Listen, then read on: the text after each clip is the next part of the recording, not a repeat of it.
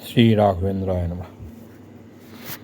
This is very critical situation where two big animals of the forest meet.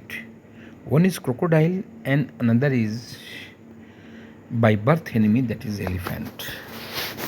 Elephant and crocodile do not want to live together.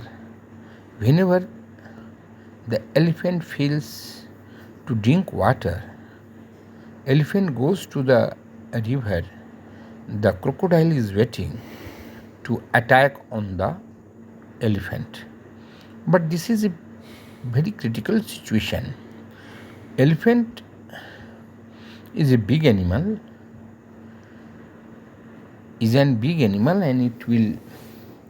and it reacts.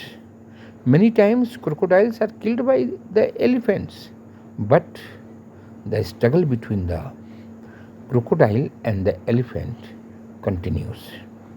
This is the reason elephant, whenever thinks to drink water, it comes in group, so that if any unwanted situation will come in front of them, they will react properly and they will